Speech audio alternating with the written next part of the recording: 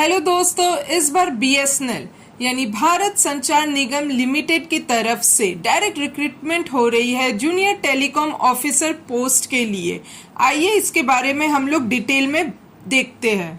ये फॉर्म भरने की स्टार्टिंग डेट आप जून 4 से स्टार्ट कर सकते हैं और एंडिंग है जुलाई 3 तक। आपको ऐसा कुछ लगता है कि आपने कुछ गलत कर दिया है तो एडिटिंग पीरियड जो है वो जुलाई 4 से लेके जुलाई 11 तक का टाइम दिया जाएगा और एग्जामिनेशन डेट जो है वो अगस्त है। डिटेल ऑफ पोस्ट की डिटेल देखते हैं। यहाँ पे जेटीओ के लिए सर्कल वाइज वैकेंसीज की गई है, जहाँ नेम ऑफ सर्कल में आपके स्टेट्स आपको मिलेंगे देखने के लिए और फिर ऐसे करके टोटल वैकेंसीज 100 है। सबसे ज्यादा अगर वैकेंसी देखेंगे तो कर्नाटका में 26 है, फिर उसके बाद है महाराष्ट्र 16 है और उसके बाद केरला 15 है और बाकी जगह मोस्टली एक एक दिया गया है। ओके, फॉर्म भरते वक्त आपको है ना सर्कल चॉइस 1 चॉइस 2 ऐसे प्रेफरेंस देने होंगे अप टू चॉइस 21 सर्कल, यानी आपको प्रेफरेंस 21 तक प्रेफरेंस देना होगा और आपका मेरिट वाइज नंबर लगने वाला है। यहाँ पे सैलरी की बात कर लेते तो जूनियर टेलीकॉम ऑफिसर के लिए सैलरी जो रहेगा वो अराउंड 40,000 प्लस सैलरी मिलने वाली है।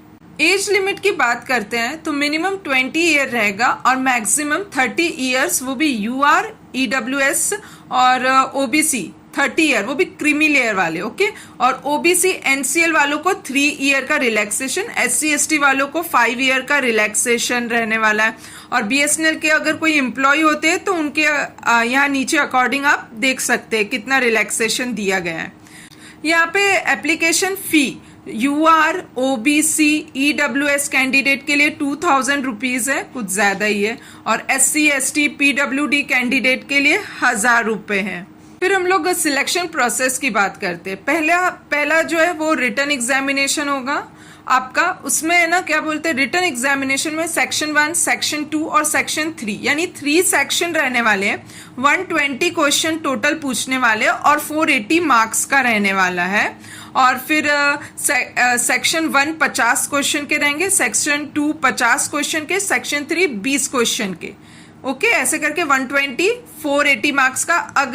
अगर आपका आंसर सही होता है तो आपको +4 मार्क मिलेंगे और गलत होता है तो -1 मार्क होंगे। और मिनिमम क्वालिफाइंग मार्क दे दिया गया है यहाँ पे 50% यूआर ओबीसी वालों के लिए है, 45% एससी एसटी वालों के लिए। फिर उसके बाद डॉक्यूमेंट वेरिफिकेशन होगा और उसके बाद फिर मेडिकल एग्जामिनेशन होने वाला। आखिरी में एजुकेशन क्वालिफिकेशन की बात करें तो यहाँ पे आपका बैचलर ऑफ इंजीनियरिंग डिग्री होना चाहिए टेलीकम्युनिकेशन में, इलेक्ट्रॉनिक्स या रेडियो या कंप्यूटर या इलेक्ट्रिकल्स या आईटी या इंस्ट्रूमेंटेशन, या फिर आपको एमएससी इलेक्ट्रॉनिक्स या एमएससी कंप्यूटर साइंस वाले एलिजिबल रहेंगे। और अगर जैसे आपके पास हायर क्वालिफिकेशन होती है जैसे MTech in the prescribed disciplines में, तो वो भी एग्जामिनेशन के लिए मतलब ये फॉर्म भरने के लिए एप्लीकेबल है।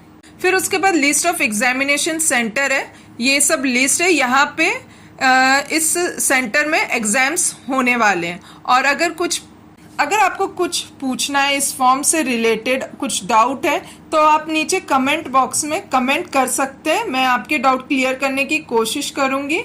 और all the best and thank you.